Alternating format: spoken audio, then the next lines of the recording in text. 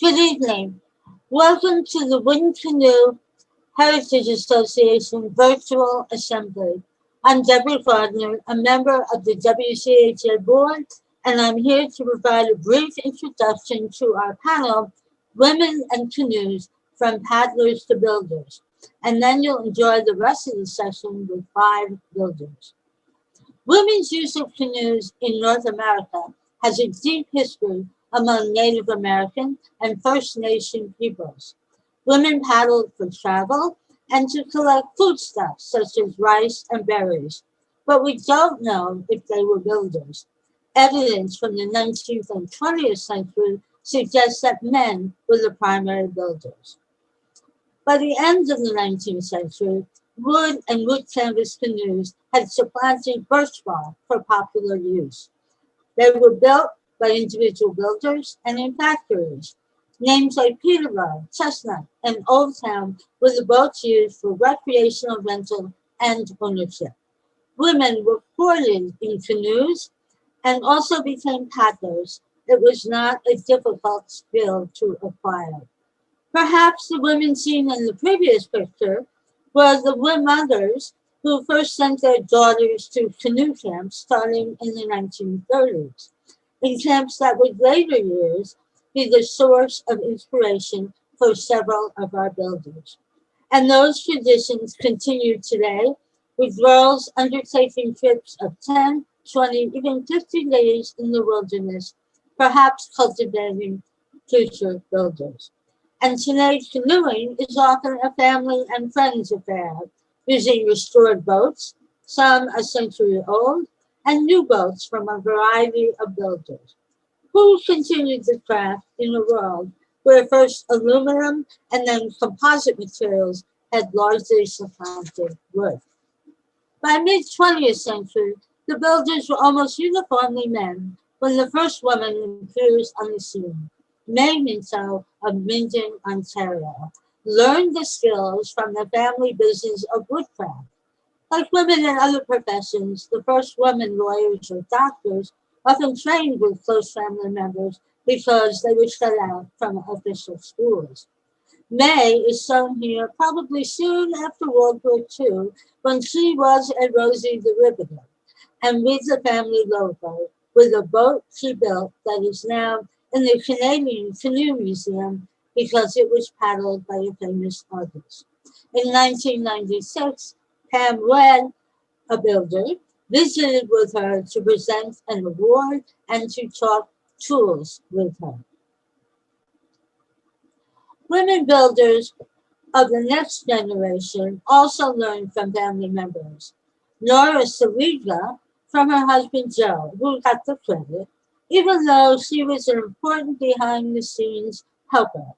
In 2002, he said of his wife of 68 and a half years, "I believe she has driven more brass canoe tacks than any other woman, in addition to taking care of her family and home." And you can see her doing that here. In addition, Thelma Cameron, a little bit younger, took over a thriving business and learned on the job. Women also developed skills like decorating boats, weaving seats, building scale models, and becoming renowned artisans of canoe-related items, such as paddles, as we see here with Alexandra Canova-Bennett, who learned the skill from a Northwoods canoe builder, Mick Davey.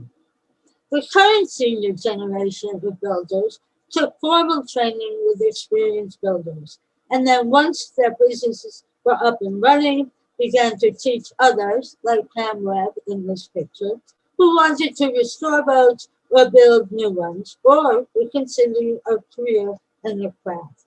Both Pam Wedd and Jeanne Bourquin took this model, and you'll hear more from them.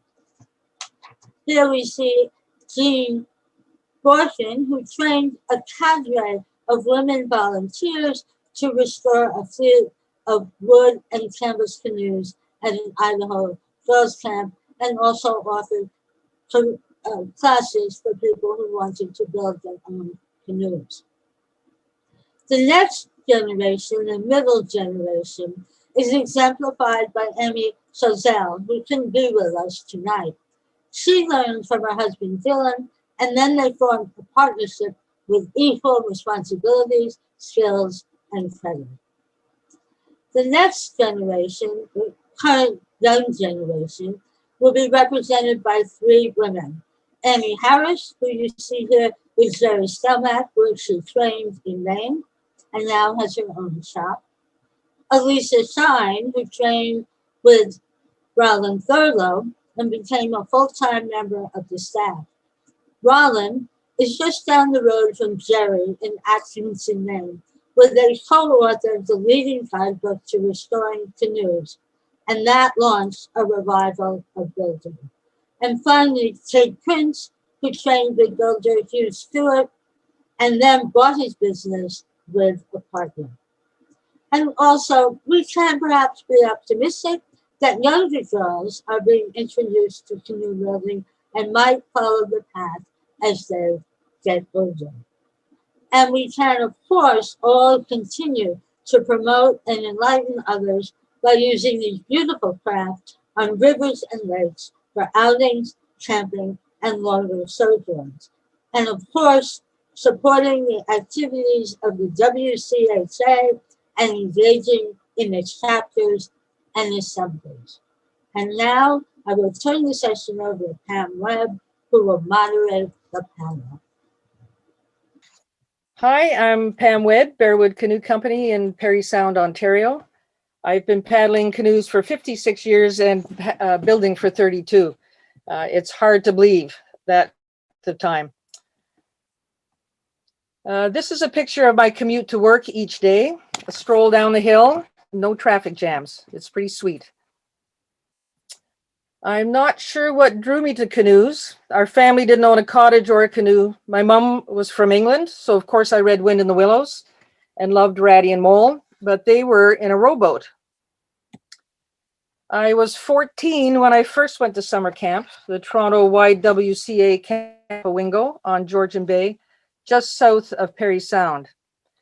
And that was my first chance to learn canoeing. And that was it. I had no desire to do swimming or arts and crafts or archery. Canoeing was the only thing. We had 4 wooden canoes at the camp that had survived the collapse of the dining hall in 1960. The rest of the camp canoes were pretty awful fiberglass, Eaton's fiberglass canoes. It's interesting to note that we didn't wear life jackets in those days, although I think we did use them to kneel on the bottom of the canoes. I became a camp counselor. Oh, here's, you can see on the right is one of the fiberglass canoes that were just, they were just pretty awful things compared to our wonderful wooden canoes. I became a camp counselor and after a few years became head canoe tripper. That was a summer made in heaven, almost every day paddling on the river and camping. In 1975, as I finished up university, the Y opened the camp as an outdoor center, and I was there year-round, running school programs during the week and adult retreats on the weekends, skiing and snowshoeing in the winter, and hiking and paddling spring and fall. In between our busy seasons, I ended up doing lots of odd jobs at the camp, one of them being some pretty awful repairs on the old wood canvas canoes. It tweaked my interest, and I read Ted Moore's Canoe Craft and David Hazen's Stripper Guide. That led the camp director, Ann, and myself to build an epoxy strip C2 racing canoe. It actually floated, and we weren't too bad in our races. Then I found Roland and Jerry's book on wood and canvas canoes, was hooked. In 88, I left TAP, worked as a finishing carpenter for a log house builder and a guide for the White Squall Kayak Center. And I began doing wooden canoe repairs in the basement of a little house I was renting. I had to feed the canoes the materials in a small back window and around the huge oil furnace to get to a space big enough to work in. It wasn't ideal. In 1990, Jane and I bought an old farmstead east of Parry Sound in Orville, and I committed to become a full-time canoe builder. The first task was to make my shop in the old barn prove to be a huge challenge. We raised the whole building, laid blocks, framed new walls, put on an addition, insulation, wiring, drywall, siding. This picture of my mom helping is pretty special. Some of you will remember her from when she came to assemblies with me. What's amazing is that I am now the age she was here. So we're talking 31 years ago, helping to nail in the softening. She was really game for anything. And here, the finished shop. Boy, it was pretty sweet after my little basement shop. Didn't take long to fill the barn to the rafters. Up in the loft, I had lots of loft space, and I had old canoes I rescued from the dump and customers' canoes waiting for their turn. And then, of course, I filled the inside of the shop pretty quickly, too. I was kind of coveting that shot of Emily and Dylan Sosell's shot that was so tidy on the inside. My shop looks a little more like Roland's, I think. I was lucky to have room in the shop to include a separate paint room. And with that, at least there was some hope of keeping some of the dust out of the paint. I initially built several epoxy strip canoes, but found that construction did not speak to me as much as the wood canvas canoes. I guess I'm just a bit old-fashioned. In '92, my first wood canvas formed based on the 50s Chestnut Pal, the canoes we had at Camp Tapawingos and the ones I love so much. Here I am with Luke and Hal the cat in one of my first 16 footers, and Jane is in her Chestnut Pal with Cody. I also have a 15-foot form designed by David Yost, and I have a 14-foot form based on an 1890 parish belonging to Dave McDaniels. David Yost was good enough to take the lines off Dave's canoe and draw up plans for me. When I first got started, I had a lot of help from Will Rutch of Rutch Canoes in Muskoka. He was good to share lots of his knowledge about canoe building, from construction techniques to suppliers. This is Will in his 15-foot canoe after paddle-by at Paul Smith's. Will also talked me into going to my first assembly in '91 at Paul Smith's, and I have only missed one in all the years since. I found everyone at our assembly to be welcoming and happy to share. Lots of great presentations and lots of great discussions on the green. And over the years, I've been able to help out and share my skills with others too. Here's a caning workshop that Jeanne Bourquin and I did for the past few years. And there's Jeanne in the background, you can just see her. And perhaps the best part of assembly, of course, is sitting around with friends and chatting and meeting new friends. In 1999, I joined up with 5 other builders to form the Fairlines Canoe Building School. Unfortunately, it wasn't a long-lived, but it did get me started on running canoe building and restoring canoes, restoration classes. I would have to say that this has been the best part of my canoeing career. And I've had many, many people come through the shops and spend time. People have come from all across Canada and the States to work hard for 10 days, a huge commitment. So now I've got a lot of pictures of my course people, and I just had a hard time cutting some of them out. So I'll flip through them pretty quickly. I've had fathers and daughters, and mothers and sons, and husbands and wives, and partners and friends.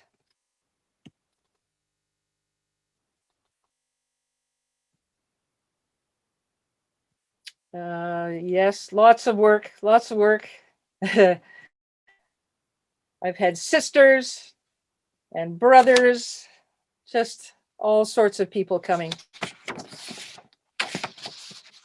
as I went through my never-ending supply of pictures here, I was amazed by how many women actually have taken my classes. I'm not sure if this is true for other builders and instructors, or if it is because I'm a woman builder, and that made it a more possible vision for other women. Lots and lots of people. It's been, I would say, the best part of my my whole career as a canoe builder.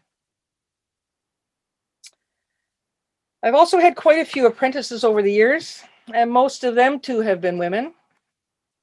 This is 2 of my workers and my mom getting ready, I think, to go down to Paul Smith's. Johanna. Edie worked with me for a while until I taught her how to cane seats, and then that was it. She left, and she has been, for the last 25 years, she's been caning and doing caning and wicker and being very busy in Muskoka. So she's done very well. Another young woman, Amy, worked with me for a while.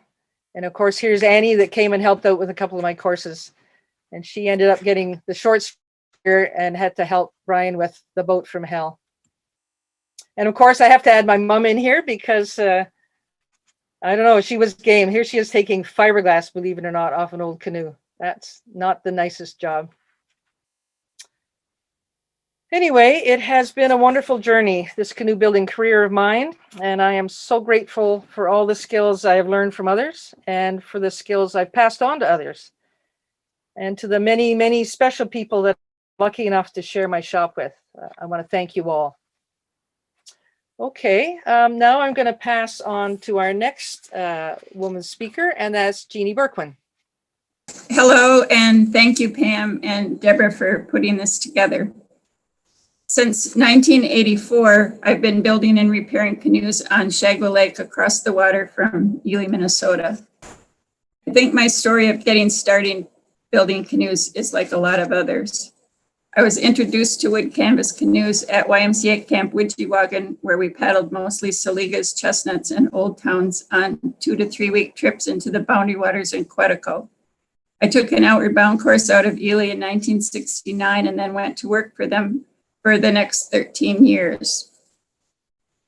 I never had any plans to build canoes. Most summers I returned to the Northwoods or some kind of outdoor adventure. In 1976, I did a trip with 5 other outward bound and Widgie women down the South Nahanni in the Northwest Territories. We took one 17-foot Old Town guide, named him Pinocchio due to the fact that we spent a fair amount of time lining him down the shallowest parts of the upper river. We actually did the most damage before we left when we were practicing lining with the guide loaded with cast iron frying pans. I took the brand new canoe with a bent stem end and 2 broken ribs into town to Joe Saliga to get advice for my first repair. 8 years later, I saw a chestnut Indian maiden advertised on the Outward Bound bulletin board, and the next day drove 5 hours to pick her up. That fall, I helped Widgie's caretaker, David Ewer, work on Widgie's canoes in exchange for helping replace some ribs and a canvas.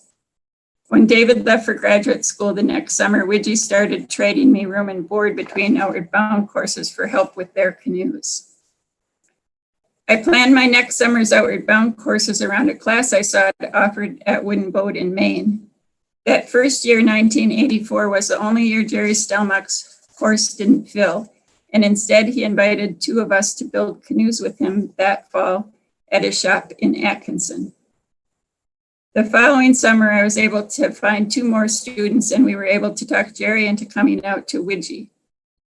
In 2 weeks of very long days, 8 of us, with Jerry's good humor and the energy of youth, built my first Atkinson Traveler form, 2 canoes off that form, various jigs, steam boxes, plus paddles. In this picture, I'm 32 and Jerry is 36. I started off building canoes and living in an old dairy barn on Shagwa Lake. And as my family grew, we eventually built another shop across the road. In 1985, I designed logo, made stationery, and got a Minnesota sales tax number. And then in 1987, Jerry came back a week early for another widget class and taught me to loft a canoe of my own design that I call an otter. That's the EM guide on the top and then the Atkinson Traveler and the otter on the bottom. My company's name is Bourquin Boats, and I use the old Voyager trade goods symbol of kissing otters for my logo. I've also kept myself busy with 2 kids and making yoke pads for carrying canoes, very popular in this part of the country. And I teach build your own and repair your own classes at the North House Folk School in Grand Marais, Minnesota. In 1999, Jerry returned to Ely to research and write first a wooden boat article and then the book about Joe Saliga. Being from Ely, I'm often asked if I worked with Joe Saliga or apprenticed with him. Joe got help from his wife, Nora, bending ribs and planking, and worked with his son for a time, but preferred working alone. We became good friends. He was always helpful, while at the same time making it clear that he had to learn it all on his own. I learned to do my homework before I asked questions. I was able to adapt for myself a version of Joe's method of canvassing upside down. This is a 24-foot old town. I've been fortunate to have been married to 2 woodworking husbands. I think behind every canoe builder, there's usually someone else, male or female, either providing part of the income, working as an apprentice, sharing a shop, or just willing to lend a hand. Terry Donners is an architect and builder, the father of our 2 kids, Amelia and Peter. He's now working as a furniture builder in Sweden. When we outgrew the barn house shop, he built us this amazing timber frame shop. Terry helped me perfect wet sanding outside, and we devised a good system for gluing up gunnel ends rather than steam bending them based on the techniques used for making dog sled runners. Peter Pestalozzi and I met at a boat show in 1999. When he wasn't building casework for church organs or other custom furniture, he and his buddies were teaching themselves to build stitch and glue kayaks. These are 2 we built to spend 50 days paddling around Lake Superior to celebrate our 50th birthdays. Peter came along with 2 more kids. Stephen was right between Peter and Amelia in age, so of course we had to involve them in their own boat building projects. Peter always said that my boat building influenced his furniture making by adding a lot more curves. We also started quarter sawing our own lumber from logs we selected and had trucked to the shop. Look at that great planking. I never worked directly with Roland Thurlow, though I know I've learned a ton from him, both from his book and over the phone. The Atkinson Traveler is the perfect Boundary Waters canoe. Tom Healy is one of the North House founders and is still doing timber framing and building canoes in Wisdom, Montana. He talked me into teaching at North House because not many women were signing up for boat building classes, and he thought a woman builder teacher could turn that around. I think you're right about that, Pam. I think women attract more women to come to building courses. This woman, Alex, was 85 when she came to Ely to build her canoe. We made it a rowing canoe so that she could take it out by herself. Oops. Tom Healy also orchestrated and provided materials for the most recent new canoe class at North House in April of 2019. The class photo. This is the current North House director, Greg Wright, and his daughter, Olia, working on repairing their canoe at North House. It's been hard to condense 37 years into 8 minutes. I think it's going to be more like 10 minutes. So much of canoe building is about the people. There's that magic and mystery and excitement that gets created in the shop with a clenching iron in one hand and a hammer in the other, and tacks in your mouth. Lila worked as the canoe master at YMCA Camp Minojan for several years when she was in her early 20s. Josh on the left is the newest boat building intern at North House. So many friendships have been born of wood canoes. It's also about the trips, the adventures, the stories, portaging, our dogs. Another fine adventure was traveling by train to Camp Schwielachen in Idaho, where Eileen Matthews organized a group of 50 to 70-year-old campfire girls, camp counselors, to come and restore their beloved canoes. They are just so dang pretty. Along the way, life happens, and there are more boat building challenges. This time, origami canoes for ashes. The summer of 2019, I got to spend 60 days in the Quetico with 5 other women, all of us in our 60s. And then the kids grow up. That's Amelia in the foreground, building canoes for themselves. They may teach us to use social media. They get married or have kids. And then there's another generation to introduce to wooden canoes. Thanks, and now I would like to introduce you to Kate Prince. My name is Kate Prince, and I'm the co-owner and the canoe builder at Headwaters Canoes in Wakefield, Quebec. I've been working at Headwaters for 10 years, but my interest in canoes began much earlier than that, as is the case for all of us, I think.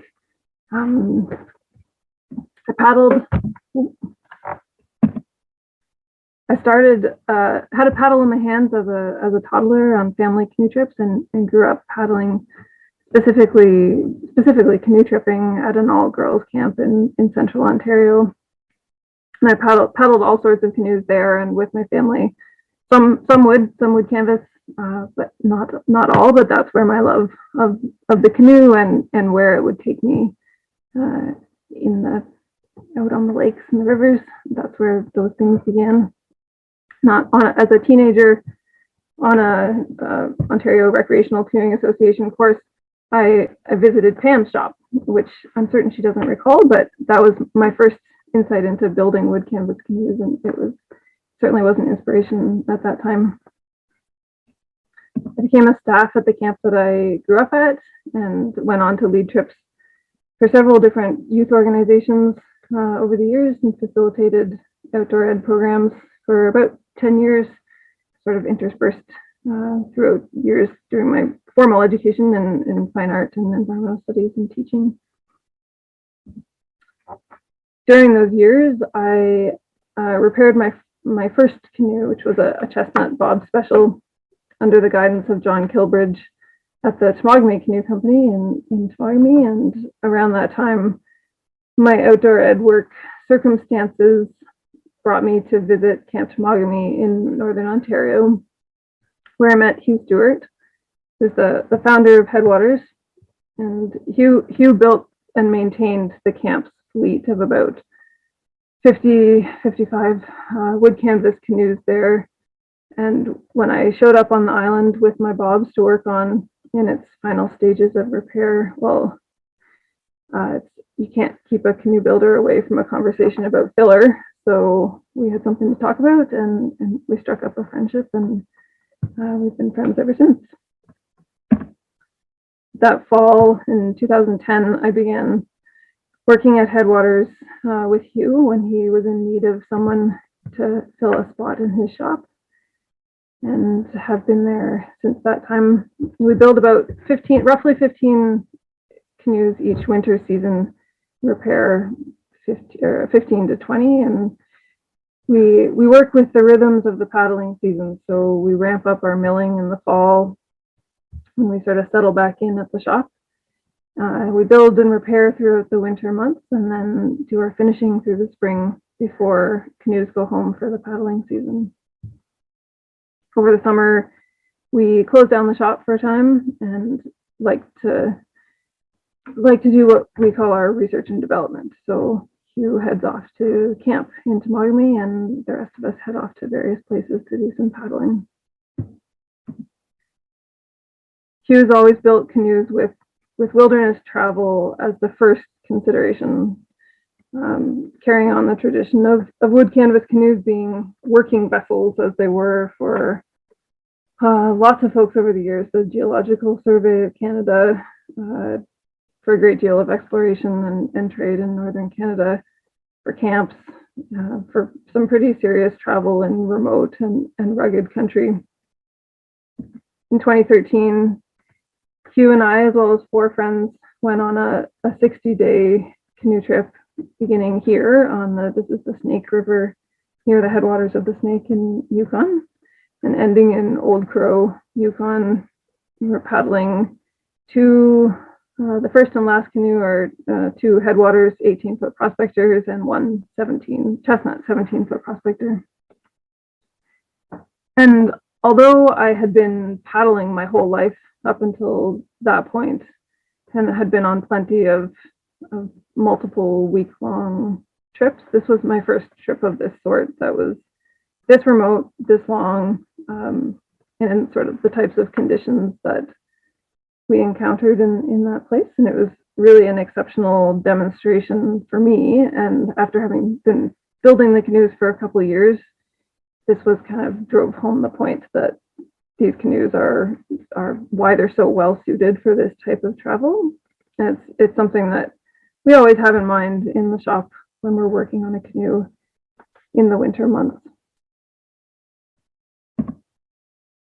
Been really fortunate to continue the R&D each summer, despite not working at a camp these days or doing any guiding, but I'm able to get out and continue testing out the canoes, going different places, and helping me to really grow as a paddler and get to know the canoes, how each model performs, and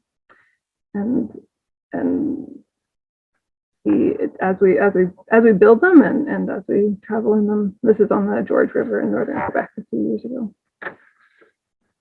All of us at the shop were paddlers first, and then we became canoe builders. So we've always got the materials and the design choices that we make are with durability and repairability and functionality in mind for the trail. And of course, we're building them for recreation now. We like to think of them as working canoes, but they're for recreation, but the same conditions from the historical uses still apply in many circumstances today. In 2016, Jamie Bartle, who's in the middle there, and I took over the business from Hugh, and we're incredibly fortunate and grateful to continue working with Hugh at the shop every day. He likes to say that he's the old guy who makes coffee and tells stories, but we also get to glean from him, from his over 35 years of experience of building and repairing, and a lifetime of paddling experience too. We build 10 different models, most of which are chestnut models and some built on original chestnut forms. We have 3 of the original chestnut forms that came from Fredericton when the factory closed down that are nearly a century old and still in regular use. And just last week, we took an 18-foot prospector off the chestnut form canoe that's headed for its new home on Hudson Bay in northern Quebec this summer for some pretty good trips up that way. We are continuing to build and maintain the fleet for Camp Temagami, and we build and repair for other camps as well, whose canoes get a lot of pretty tough use each year. And of course, many of our canoes also stay closer to home or the cottage. This is the crew that I'm very fortunate to work with, me on the left. And then next to me is Lawrence McClelland, my business partner, Jamie Bartle, and Hugh Stewart on the far right. And there's Trapper, one of our shop dogs, underneath the canoe. And that in front of us is an 18-foot prospector that got its feet wet, so to speak, for the first time on the eastern shore of Lake Superior last summer. that's a little bit about me and Headwaters. So I will thank you very much, and maybe I'll pass it on to Jeannie or Elisa. My name is Elisa Shine. I work for Northwoods Canoe Company in the center of Maine. And you won't be able to see my face here, but you'll just hear my voice. So my love for wood canvas canoes began here. This is an island called the Birches in eastern Maine, where there was a summer camp called Darrow. And my parents were trip leaders when I was a young kid. And so I ran all over this island, starting from the age of 6. The camp always had a fleet of wood canvas canoes. And when I was younger, the camp director was a canoe builder, John Houghton. And so we had Houghton boats for all of my childhood. And up until I became a staff member, started working at this camp in the summers. But then the directorship changed. The new director was not a canoe builder, but he did know Hugh Stewart. So Kate and all of the Canadian paddlers, I'm sure you recognize the fleet of prospectors here that traveled all over Maine and into New Brunswick, into Quebec, and into Labrador. So I led trips 2 weeks, 3 weeks, 4 weeks, up to 6 weeks.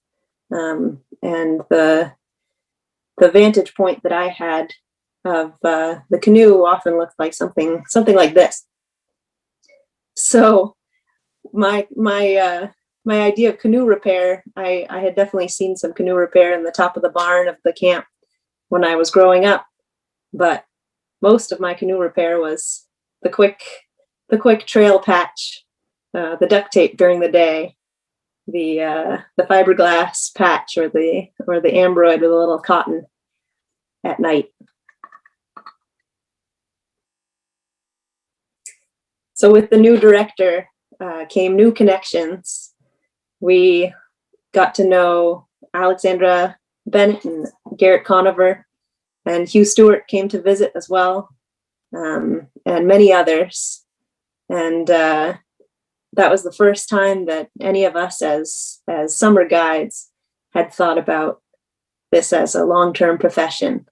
We'd always thought about it as a summer job, but here were these professional guides, professional builders, and all of us got pretty excited about that.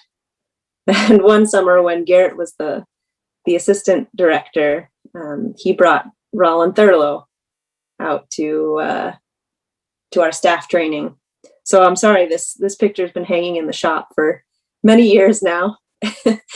So it's a little faded and dirty, but you can see Roland there demonstrating how to make a rib out of a piece of cedar with an axe, as you might on a trip.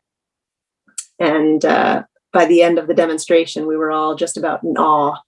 So when Roland offered to take on a staff member to learn a little bit more about canoe repair and canoe building, I raised my hand immediately. So one spring, I went to Roland's shop and started repairing one of Darrow's canoes. And that was the beginning of I didn't know it then. I was just there for a couple of months, but that was the beginning of my apprenticeship. So I spent most of that time sweeping the floor and vacuuming the lights and doing all the odd jobs around the shop and handing tools. That was the big job. I handed a lot of tools.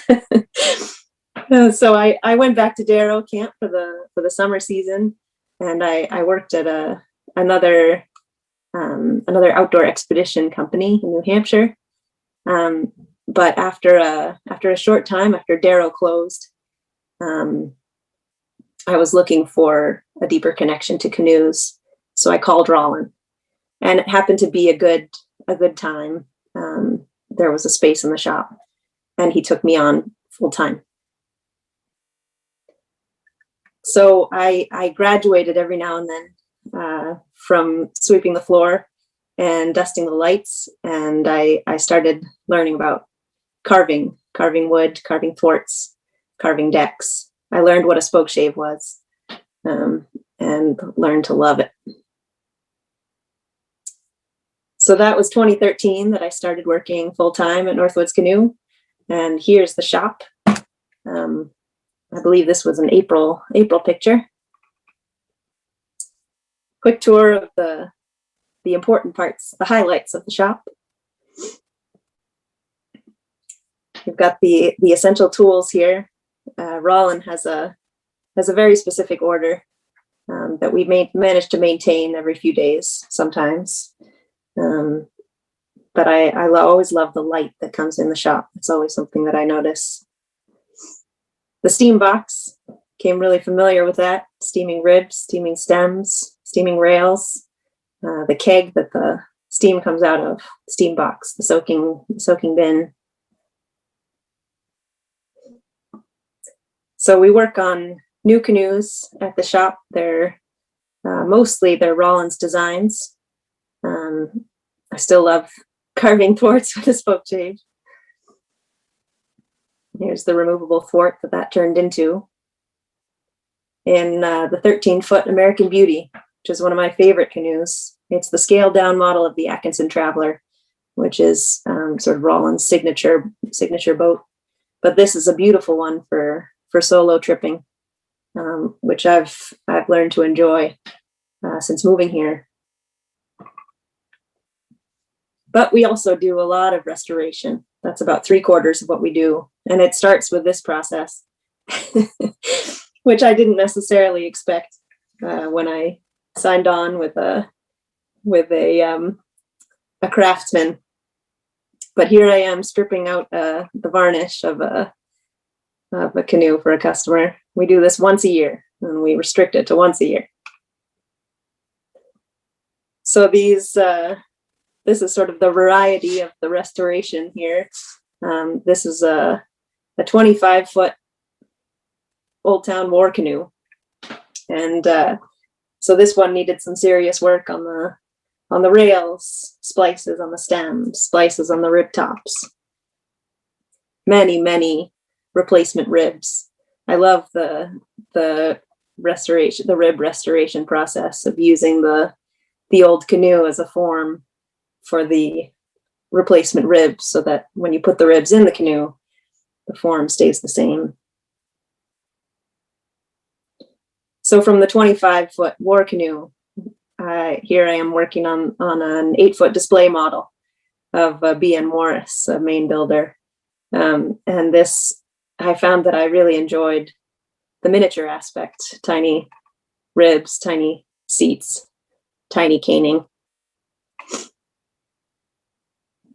And it is the details that are so satisfying in canoe building. I definitely like the idea of building a functional and beautiful thing, but day to day, you don't see the whole canoe. You see the fit of planking or the tacking pattern. The canvassing process is one of my favorites. I love that you can see our canvassing setup here in the shop. You can see the forms that we use overhead and the new canoes below. This is where canvassing a Medford Explorer, a 16-footer, the closest that Rollin gets to a Canadian tripper canoe. So the canoe is stretched, the canvas is stretched and the come along on one end and chain on the other, and the jacks hold the canoe down into the canvas envelope, and it's tacked along the rail. And that row of copper tacks at the stem is always very satisfying. So I also love the stories of the customers that come in the shop. This canoe I remember because we don't get all that many women customers, but this one, this is an older woman who is having her mother's canoe restored. So her mother got this canoe when her mother was 16 years old, a gift from the customer's grandfather. And this woman wanted to repair her mother's canoe so that it could continue to be paddled by future generations.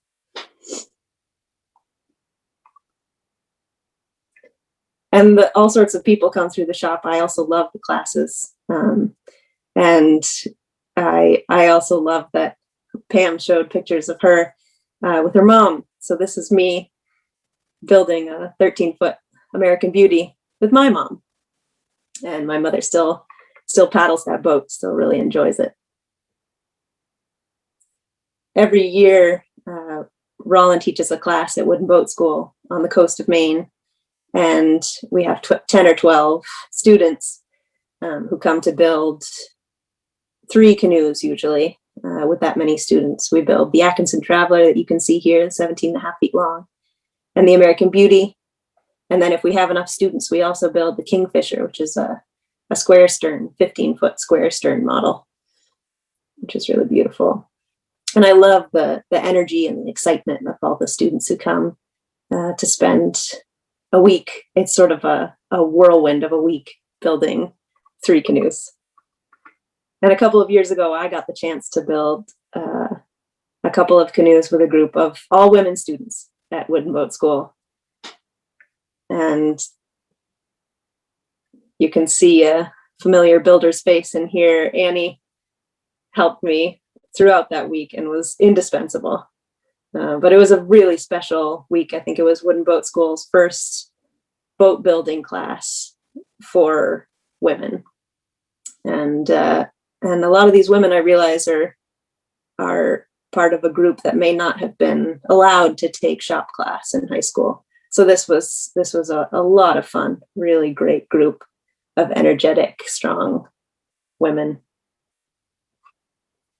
And of course, as others have said, the product testing is very important in a canoe shop. So we try to get out on the rivers and lakes around here. This is on the Sebec River, right near Atkinson, where the shop is. And that's the Atkinson Traveler, and you can see that behind it, the 13-foot American Beauty, the scaled down model.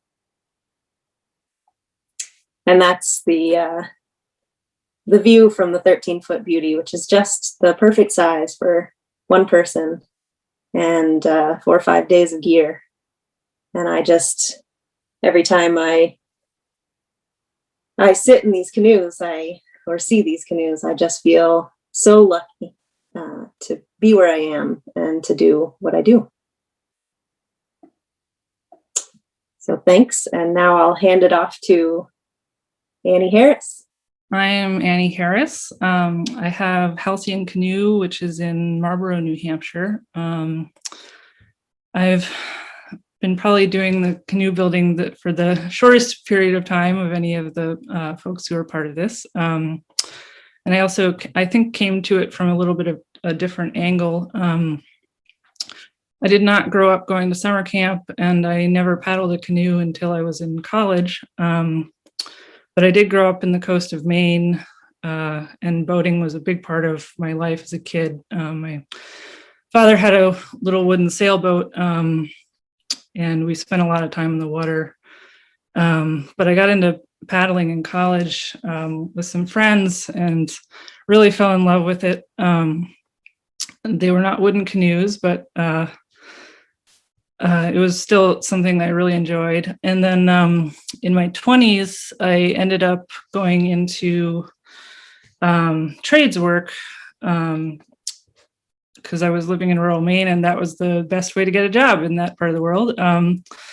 And so I started out doing house carpentry for several years, and then I eventually decided I wanted to really up my skills. So I went to boat building school in 2014 at the International Yacht Restoration School, which is in Newport, Rhode Island. And I learned traditional wooden boat building for 2 years there. So these are a few of the boats that I worked on in my time at the school. And then while I was at boat building school, in the summer between the 2 years, they send all their students out to do internships.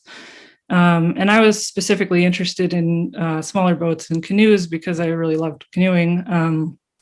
So I was very lucky that Jerry Stelmach at Island Falls Canoe and also Pam Wedd at Bearwood Canoe agreed to take me on as an intern.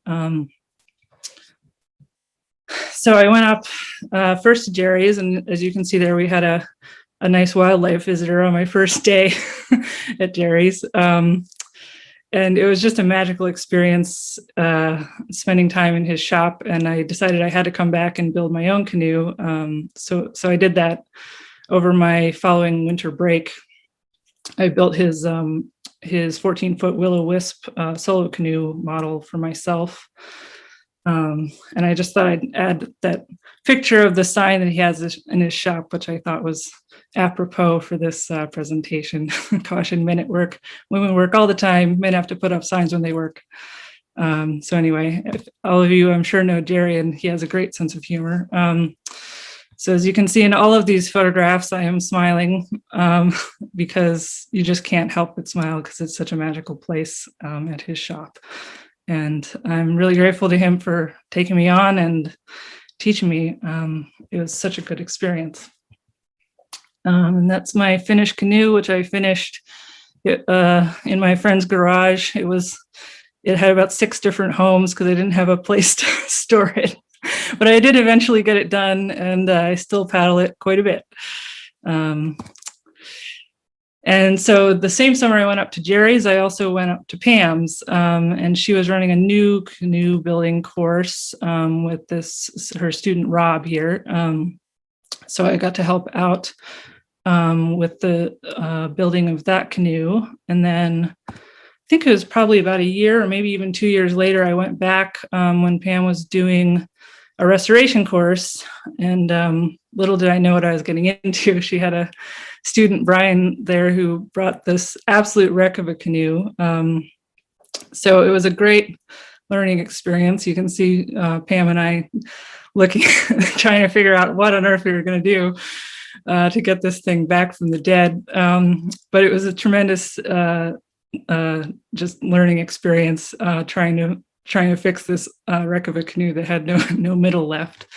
And also there's probably a bunch of familiar faces there. I think Jim McLaughlin, who's a WCHA member, was there restoring one of his canoes. And then Gail and Dell, who were restoring their Old Town that they had at the assembly in, I guess it was 2019, the last time we had an assembly. It was all finished. And yeah, so that was a really great, fun time. The winter after I finished boat building school, I was hired by Dylan and Emily at Salmon Falls Canoe to build a half dozen camp boats for the Keewaydin camp on Lake Temagami, which is where Emily works. I believe she's now actually the director of that canoe tripping camp.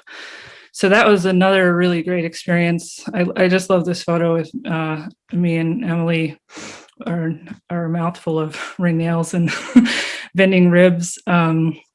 We built a lot of boats with me on one side and Emily on the other. So that was a really fun experience. So after Salmon Falls, I went back into the home building trades for a few years. And I worked in a millwork shop for a home builder, and we built things like these gorgeous doors. So that's another aspect of woodworking that I have done, but I never lost the canoe building bug. So for years, I really wanted to have my own shop. In summer of 2019, my partner and I purchased a piece of land here in New Hampshire that had nothing on it except a heated 2-story garage. And it has just up the hill from the shop, there's a really lovely view of Mount Monadnock, which is our one and only mountain here in the southwest part of New Hampshire. So it was a really kind of idyllic spot. And so we bought it with the intention to turn it into my canoe shop. And that's when the fun began, because it turned out the building was, and it needed a lot of work. So it had this terrible paneling in the upstairs that I tore out and found that it had just been basically infested with mice for probably like 30 years. carpenter ants and everything else. It had a drainage problem, so you can see my my saint of a partner, Nell, who has helped me dig a trench around the foundation last summer to fix the drainage problem. And I also had to have a new electric line buried to the shop because it didn't have enough power to run tools that I needed. So it turned into this epic project that took me probably the better part of a year and a half to get done. I ended up basically gutting the building, replacing all the electrical, re-insulating, adding floors, drywall. And I owe all of my friends so many favors at this point because I had so much help from all these wonderful people in my life. And here's some of them helping me unload some tools. I think that's a bandsaw coming out of the back of my pickup truck. This was February of 2020. So this was just a couple weeks before the pandemic really hit and everything closed down, which really set everything back with my plans for quite a few months. But I did eventually get the tools set up, and I got my first load of cedar last summer. You can see my shop assistant is driving the truck there. And so this is what it looks like today. Literally today. It's quite a bit smaller than a lot of the other canoe shops, but if they're really crammed in there, I can fit 3 boats in at once. So these are the projects that I'm currently working on. I'm starting out just doing restoration. I don't have any molds or any boats of my own design yet, which I'm hoping that I can eventually get around to, and also maybe add classes. It's been a strange time to start something with the pandemic kind of making a lot of things not possible. But and there's my other shop assistant who's likes to hang out in the shop on occasion. And yeah, so this is really what it's all about for me, why I love canoeing, and is these idyllic days on the water with the dog. And I think this was taken on a camping trip a couple of years ago during foliage season in northern Vermont, which is, it was just the best. So anyway, that's a little bit about what I've been up to. And yeah, hopefully I'll be able to, once the pandemic passes, be able to be off and running. So I will pass it back to Pam now. Thanks so much, everyone. I really, really enjoyed all those slideshows and seeing you all busy building canoes. That was pretty special. And I think the best part actually were the canoe trips and the dogs in the canoes. That was pretty special. So I think we all had dogs in there somewhere. So that's pretty good. So now I'm interested to know if any of you have found that because of being a woman, have you encountered any difficulties in your canoe building careers? I know this is a bit of a tricky question, but anyone got anything? When I first started building canoes, I didn't really know any other women canoe builders and was kind of an oddity. But on the whole, it helped me with advertising, and it never was really a difficulty being a woman. There's no reason why a woman can't build a canoe. It's not especially heavy work, or I don't know why more women weren't building canoes when I first started. That my husband's had to put up with being called Mr. Bourquin at canoe shows because people would come up and just assume that he was the builder. But for myself, I didn't really, it was more an advantage in terms of advertising and promoting myself being a woman. Great.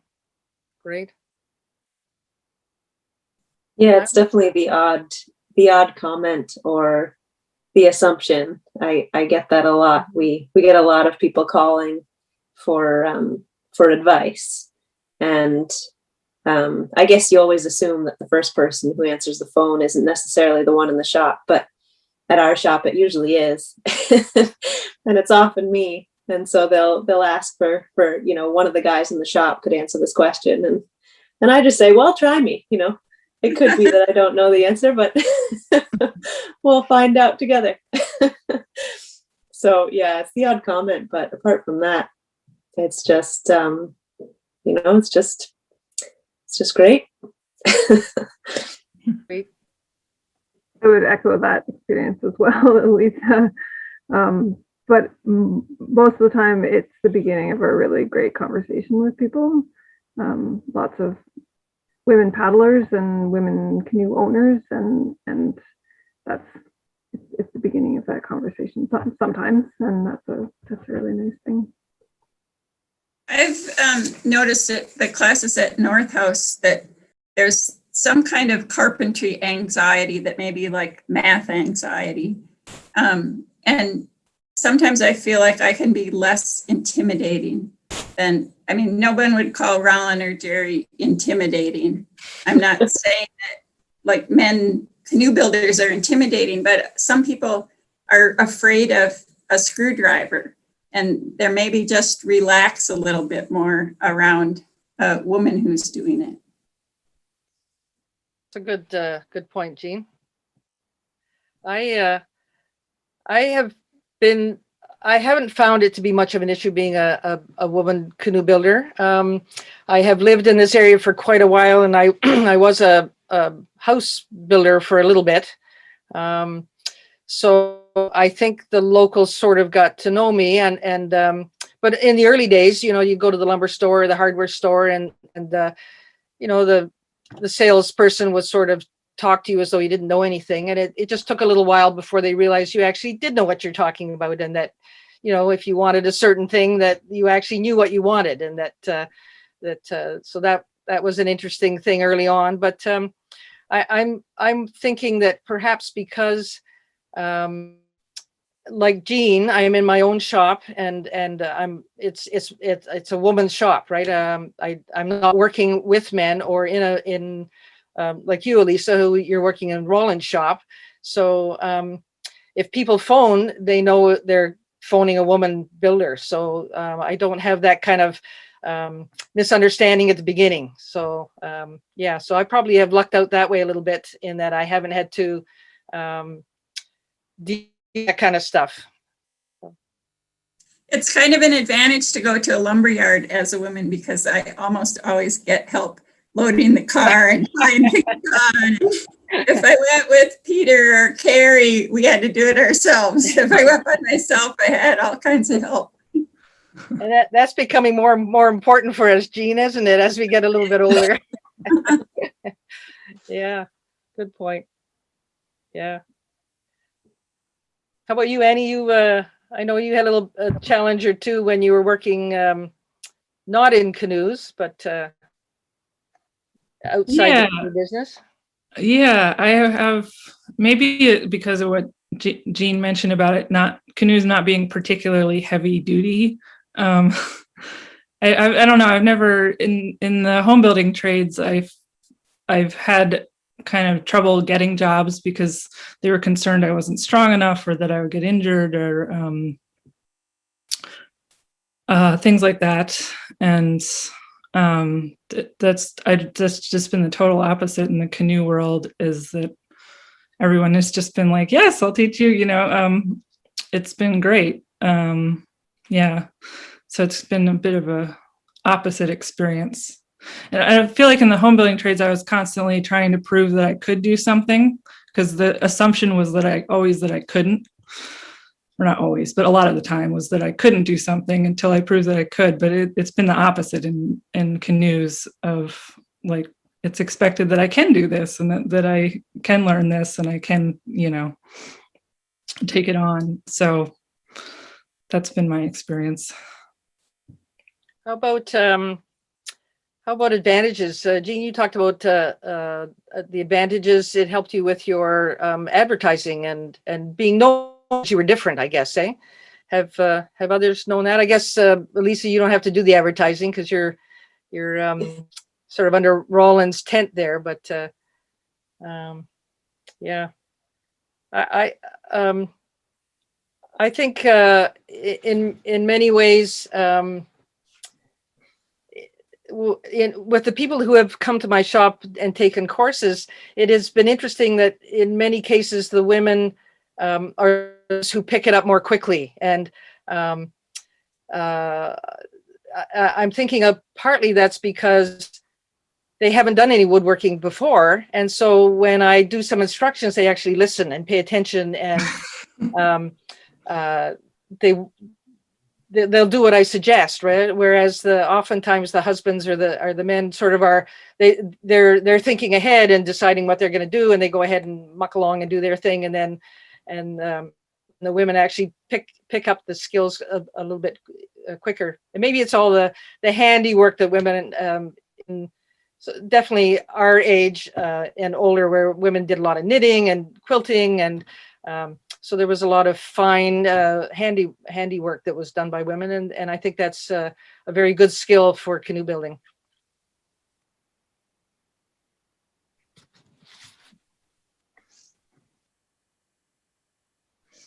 How about oh, sorry, go ahead. Oh no, I was just going to tell the story about the couple that came to build a canoe together at the shop, and it was definitely the husband's idea, and his wife had come with a car full of knitting projects.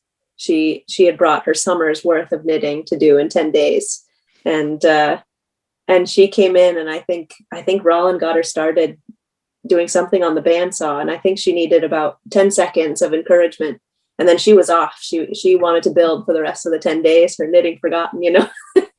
Yeah, great. So it's sometimes that just like a little bit of hesitation, but encouragement, and we'll go for it. Yeah. So anyway, not necessarily about my experience, but about the students. Yeah, great. How about got any thoughts about how the WCHA has helped in your careers, or how you got where you are, or how they've helped you out? WCHA was huge for me in terms of getting people knowing I was building canoes. For those first years, I was going every summer. I can still remember when I took my first otter that was my design to WCHA. I was nervous, wondering how people were going to respond to it. It's a smaller canoe. It's only 29 inches wide. It was designed as a small tandem for like 2 small people, or a wilderness tripping solo canoe. It's still 16 and a half feet long. So it was an unusual size at the time for a canoe. And I drove into WCHA. It was one of the ones in Maine. And the Vinny Audette, whose wife raced downriver racing canoes, walked up to it while it was on the car and said, "That's my canoe." He's like 250 pounds and had never found a long, narrow canoe that was big enough for him, that was a solo canoe, but that was fast with really sharp ends. And it just like increased my whole confidence 100-fold. Just one experience at WCHA, and on the whole, that's been my experience there all along. WCHA is so encouraging to all the builders. We're like on a stage there, and it's a really fun place to show off what we're doing.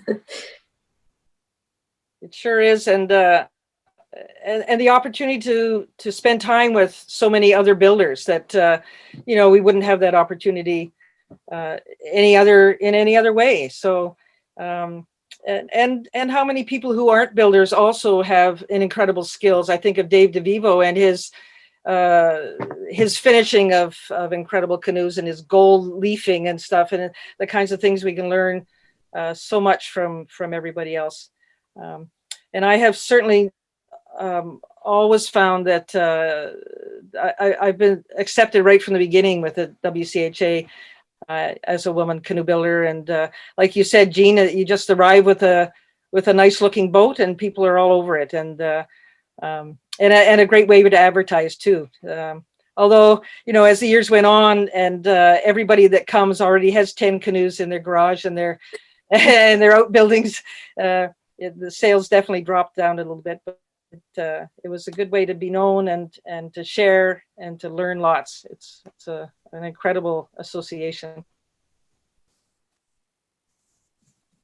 Yeah, for me, it was definitely my canoeing community was all about paddling, and mostly my family, my summer camp, and so to have a community that was so interested in building, that was really amazing, really impressive for me. And just coming on, I think I'd been working for Roland for about 2 months, and got to go to the assembly.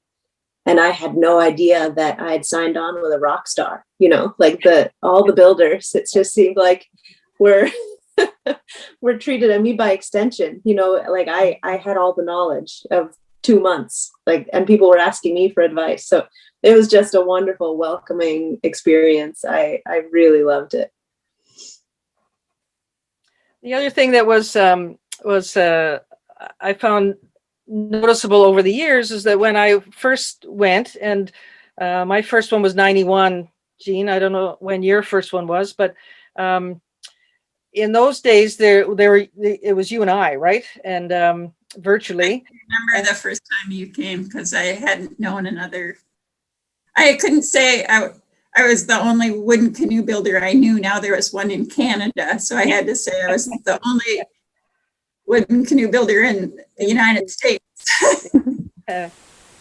What was really noticeable was that when there were building sessions and the things that we go to all day long, that either I was the only one there or the two of us were the only women there, and it was so encouraging to see as the years went on that more women started coming to the sessions on how to build and how to canvas, and painting, varnishing sessions, and the paddle making, and all those activities that before it was just all the guys were there, and you sort of stood in the background and watched and learned, but it became really great when there would be young women coming along. So the ones I remember in the last couple of assemblies, you and definitely Alice Salonis.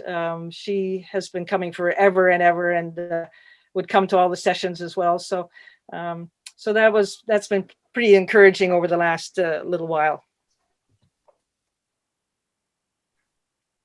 Yeah, I have to say, every time I started going to the assembly, I think in 2015, the same summer, I actually was right after assembly that I went up to Pam's shop for the first time. So I met Pam at the assembly, and she had, without even meeting me, had agreed to take me on for a few weeks. And so that was just really fun. I did her caning workshop that year. And yeah, just everyone was just so excited that, a young person was interested.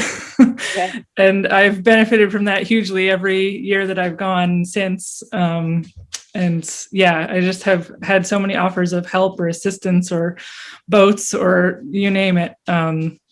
It's been a really wonderful community to be part of. How about this? This is kind of a hard question, and I know we've been talking about it forever with the WCHA. Is the future of wooden canoes and canoe building, and I know it's sort of been on the topic of the board meetings, and the future of the WCHA, I guess, as well, because we are wooden canoes. I don't know. Has anyone got any thoughts about that, or where we're going with wooden canoes and maybe women builders in particular? I find it pretty encouraging that Elisa and Annie and Kate, you're all young and you're all building, and maybe you've got some hope for us after all. I'm pretty encouraged by the camps that are still using wooden canoes, wood canvas canoes. The camp that I'm most familiar with is Camp Temagami, and beginning of the summer, they have a canoe draft where the guides get their canoe for the summer, and often that's the guide's canoe for their career at the camp. And, you know, really gives the guides ownership over that canoe, and they learn to take care of it, and that goes out on trip with them, and they learn to patch it and do all the kind of routine summer maintenance. And I think it's really empowering, and you know, it's really exciting when we get an order from a former guide, a young person who that's what they've chosen, is that they want a wood canvas canoe after they've left the camp or they've moved on to other things. And so I think there is a great future for those canoes through that experience, and that's just a little bit of a spark for younger people. It does seem that these summer camps that are using wooden canoes for tripping are really important. Jeannie, you came from that era as well, where you are in Ely, and Kate, you are for sure. And I guess Emily and Sosell are the same. Their camp also uses wooden canoes. I know the camp I went with, they're not really a tripping camp at all, but they do small trips. But they still only have, I think, those 3 or 4 wooden canoes still hanging in there. And they come back every once in a while, and a staff member comes and I help them patch them back up and recanvas them. And I do think it's incredibly important for our summer camps to still have wooden canoes and to be teaching young people how important wooden canoes are, and how much nicer they are than the alternatives. I'm just a little biased, that's all. We always had Old Town Trippers, the ABS canoes for the beginning rivers trips, so that the campers could learn and hit a lot of rocks before they got into and build their skills before they got into the prospectors for the longer river trips. And boy, I spent 2 summers in ABS trippers, and you love a wood canvas canoe after that. They're great canoes. They have their place, but yeah, you're right. It's different. Yeah, right. Yeah, I find whenever I take my canoe out to local lakes, it's a rare trip when I don't attract a lot of attention. Yeah. From people coming over to admire it and ask me about it. And yeah, because they are just really beautiful. So, as well as functional. Great. Well, Oh no, go ahead, Lisa. oh, I'm just curious. This assembly being virtual, I know that I don't happen to be one of them, but a lot of younger people are much more technologically adept than I am, and much more willing to go to a virtual assembly or conference than a physical one. So I'm curious what sort of participation there will be at this conference. And maybe there can be people who could be drawn in that wouldn't necessarily be otherwise. Well, that's a positive point for a virtual assembly. I know all us old folks are kind of like, oh my God, here we go. More computer stuff. How much more computers can we stand? Yeah. Great. Well, I'm certainly looking forward to the time when we can all be on the green and standing around again and being able to hug and actually get in boats and paddle together. So and have our paddle by again in real for sure. So and I know Kate, it'll be hard to drag you away from your 60-day canoe trips, but maybe one of these days we'll get you down to an assembly. Yeah, it's a tough time of year. I know. Well, yeah, I can appreciate it. I think maybe if I had a choice being out in the wilderness like you in the summertime, I might be there too. So good. Your last comments before we kind of tidy up here? Good to go? Well, I want to thank you guys. It's been great. And we're now going to just take a little bit of time, then have some question and answers from everybody that's been listening in.